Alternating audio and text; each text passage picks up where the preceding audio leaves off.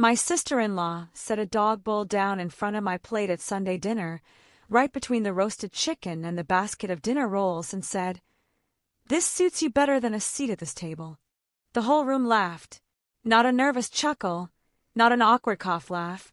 A real, full-bodied laugh, the kind that comes from people who've been waiting all week for permission to be cruel. My husband, sitting 2 feet away from me, said nothing.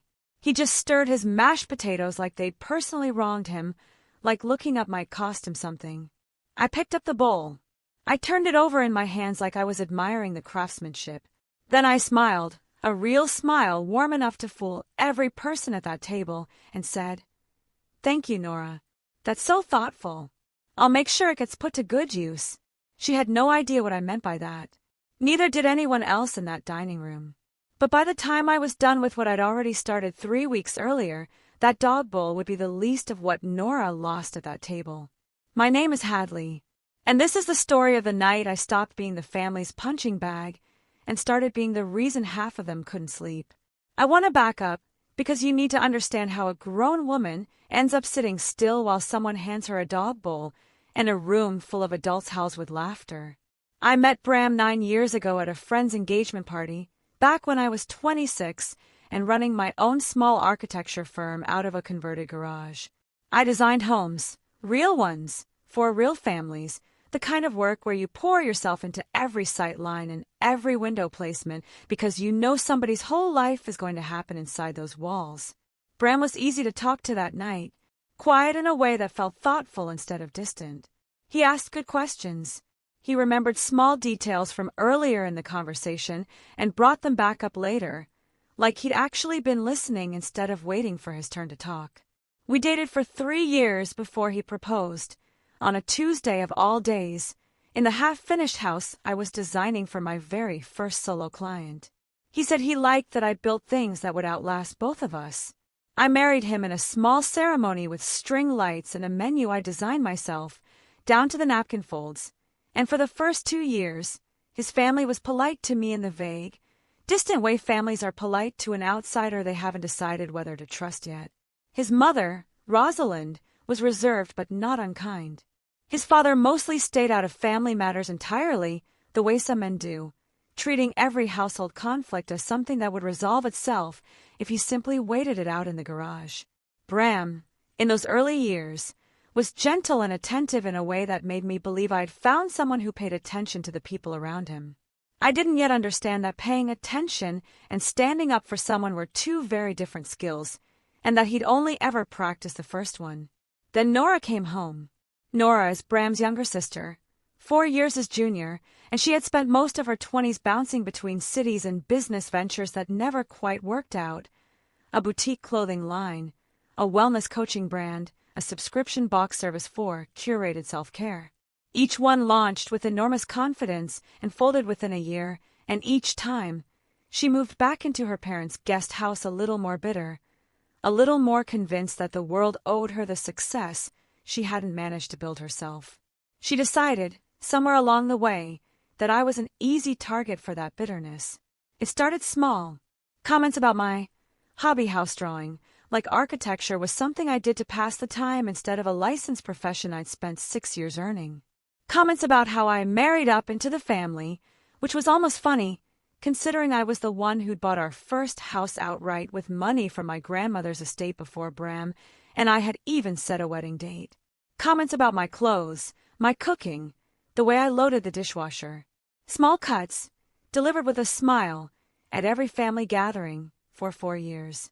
I remember one Thanksgiving, 3 years in, when Nora held up a serving spoon and announced to the whole table that I'd clearly never cooked a real meal before marrying into money, even though I'd made half the dishes on that table myself. I remember my own 32nd birthday, when Nora brought a gift bag to dinner, made a show of handing it to me in front of everyone, and it turned out to be an empty picture frame. "For all the photos of you actually smiling in this family," she'd said, laughing at her own joke before anyone else could react.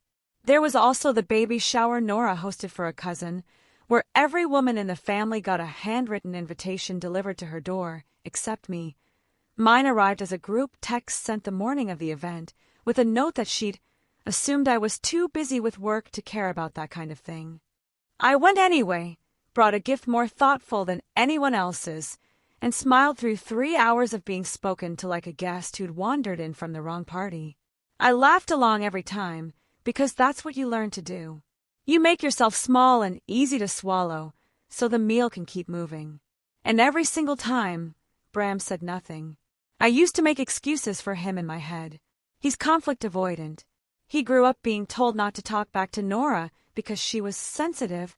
He'll say something eventually, once he sees how far she's willing to go. I told myself these things because the alternative, that my husband simply didn't think I was worth defending, was too heavy to hold on to for very long.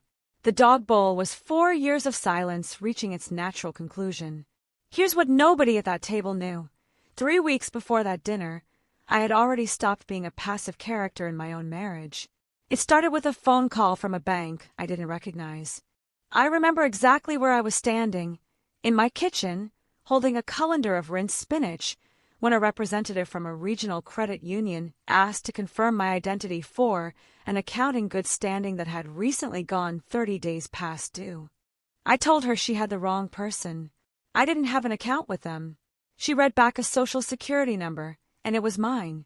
There was a business loan, $42,000, opened 14 months earlier, under my name, my credit, my signature, a signature I had never written. It explained something that had confused me for months already, a commercial lease I'd been denied for the studio space I'd been eyeing downtown, with a vague rejection letter citing recent derogatory account activity.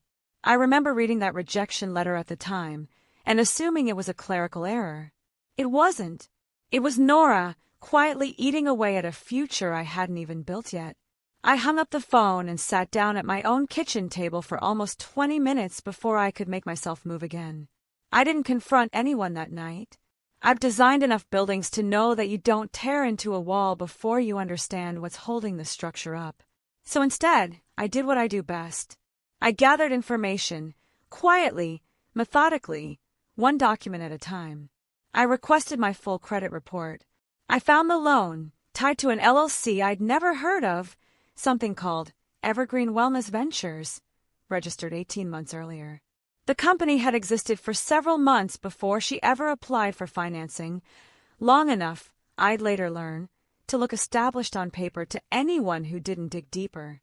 I pulled the loan application itself through a records request, and there it was, my name, my income figures pulled from an old joint tax filing Bram and I had done years earlier, and a notarized signature that wasn't mine, though someone had clearly tried to make it look close. I called Winter Blackwood, my closest friend since architecture school, who happened to have spent the last 6 years working in forensic accounting. I didn't tell her whose name was attached yet. I just asked her to look at the documents with me. This wasn't sloppy, Winter said, tracing her finger along the loan file on my laptop screen. Somebody who knew your financial history put this together carefully. This isn't a stranger. This is somebody who had access to your paperwork. I already knew who had access to my paperwork. Nora had stayed with us for 6 weeks the year before, after her last venture collapsed, sleeping in our guest room while she got back on her feet. She'd had the run of the house. She'd had time, an opportunity, and every reason in the world to resent how easily I seemed to have built something that lasted, when everything she touched fell apart within a year. I sat with Winter in her office late that night, going through the loan file line by line under the fluorescent light of her desk lamp, both of us drinking coffee that had long since gone cold. "You don't have to decide anything tonight," she told me, closing her laptop gently. "Just document. Every conversation, every date, every piece of paper. Whatever this turns into, you'll want a clean record of it." So I started keeping one, a single folder on my laptop, dated and time-stamped, that would eventually become the backbone of everything Everhart built the case around. I still needed to know if Bram knew. I found my answer 2 weeks later, in an email thread I wasn't supposed to see, forwarded accidentally to a shared family calendar account Bram and I still used to coordinate holidays. The thread was between Bram and Nora, 6 months old. Nora had written, "I just needed to hold until the new investor sign. Once the wellness line takes off, nobody has to know how it started. Bram had responded, "Just don't let Hadley find out before the loan is paid down. She'll make it a bigger thing than it needs to be." He knew. He hadn't forged anything himself, as far as I could tell, but he'd known his sister had opened a loan in my name, using my credit, my income history, and a signature that wasn't mine, and instead of telling me, he had decided his sister's business timeline mattered more than my legal exposure. I read that email thread 4 times before I closed the laptop, each time hoping I'd misunderstood something on the first pass. I hadn't. The words were plain, unhurried, almost casual, 2 people discussing a minor scheduling inconvenience, except the inconvenience was my name, quietly exposed to a felony-level liability while I'd been none the wiser, buying groceries and designing kitchens for other people's families. That's when the dinner happened. That's when Nora set a dog bowl in front of my plate and told a room full of laughing relatives that I belonged on the floor. And that's when I understood, finally and completely, why my husband couldn't look up from his mashed potatoes. It wasn't just conflict avoidance. It was guilt. I thanked her for the gift. I meant every word of it, just not in the way she thought. The following morning, I sat down with Everhart, and Attorney Winter had referred me to years earlier for a business contract dispute, and I laid out everything. The loan documents, the forwarded email thread, the credit report showing the missed payments that had dragged my score down somewhere between 70 and 90 points without my knowledge. "This is identity fraud," Everhart said, flipping through the printed pages I'd organized into labeled folders, because apparently even in crisis, I still can't help color-coding things. Whether your husband forged the signature himself or simply allowed it to happen while concealing it from you changes his exposure, but it doesn't change hers. This is a felony-level financial crime, regardless of the family relationship. I asked what my options were. Everhart laid it out plainly. I could file a fraud report with the credit union and the state's financial crimes unit, which would trigger an investigation into who actually executed the loan. I could pursue a civil claim against Nora for damages tied to my credit score and the financial exposure I'd carried without consent. And separately, entirely separately, I could decide what I wanted to do about my marriage. I didn't rush that last part. I want to be honest about that, because this isn't a story about a woman who found out something ugly and slammed a door the same afternoon. I spent nights lying awake, next to a man I'd built 9 years with, trying to figure out if there was a version of him that hadn't known, that hadn't chosen his sister's comfort over my legal safety for over a year. I looked for that version. I genuinely did. Before I confronted him, I drove out to my own parents' house one evening, sat at their kitchen table, and told them everything. The loan, the email thread, the years of small cruelties I'd never fully described to them because I hadn't wanted them to worry. My mother didn't say much at first. She just reached across the table and held my hand while my father quietly refilled my coffee without asking if I wanted more. Eventually my mother said, "You built your entire life making sure other people's houses could hold weight. You're allowed to make sure your own can, too." I drove home that night with something steadier in my chest than I'd felt in weeks. I didn't find him, because 2 nights after the dinner, I finally asked Bram directly. No forwarded emails, no evidence laid out on the table, just a simple question over the sink while he rinsed dishes. "Did you know Nora opened something in my name?" He didn't deny it. He set the plate down, dried his hands, and said, "I was going to tell you once it stabilized. I didn't want to blow up the whole family over something Nora was already fixing." There it was. Not a denial. A justification. He hadn't protected me from Nora's fraud. He'd protected Nora's fraud from me. I filed the fraud report the following week. The financial crimes detective assigned to the case, a methodical woman named Corrales, walked me through what the investigation would likely look like, pulling the notarization records, subpoenaing the LLC's banking activity, tracing whether the funds had been used the way the loan application claimed, and interviewing everyone with access to the original paperwork. She was careful to tell me these things move slowly. "Financial fraud within families," she said, "takes longer than people expect because everyone assumes it'll get quietly worked out at Thanksgiving instead of in a courtroom." She asked me a long list of questions that first meeting, when I'd last shared tax documents with anyone in the family, whether I'd ever given Nora access to any financial accounts, whether the signature on the loan matched any document I genuinely signed. I answered every question as precisely as I could, grateful, in a strange way, for the years of professional habit that had trained me to keep clean, dated records of almost everything. Corrales seemed to notice it too. "Most people who come through this office don't have half this organized," she said, flipping through my folder. "This is going to make the whole process move faster than usual." It was small comfort, but I held on to it anyway, the way you hold on to any proof that the effort you're putting in is actually going somewhere. She was right. It took nearly a year and a half, and there were entire stretches of that wait where nothing seemed to move at all. Winter checked in on me almost every week during those slower months, sometimes just to sit on my porch with a bottle of wine and talk about anything except the case, because she understood, better than most people would have, that a person can't live inside a legal timeline every single day without it hollowing them out. "The system is slow because it's supposed to be thorough," she reminded me more than once. Slow isn't the same as nothing happening. Word travels fast in a family that size, no matter how careful you try to be. Within a month of the fraud report being filed, Rosalind, Bram's mother, called me in tears, not to defend Nora, but to admit something that made my stomach drop all over again. She'd noticed money moving strangely through a shared family account the year before, small transfers she'd assumed were business-related, and she'd asked Nora about it once, directly, only to be told it was temporary and already handled. Rosalind hadn't known the full scope of what her daughter had done, but she'd had a thread of it in her hands and hadn't pulled on it. To her credit, she didn't ask me to protect Nora once she understood the truth. She gave a full statement to the investigating detective, cooperated with every follow-up request, and told the rest of the extended family plainly, at a gathering I didn't even attend, that whatever came next for Nora was deserved. Not everyone took it that way.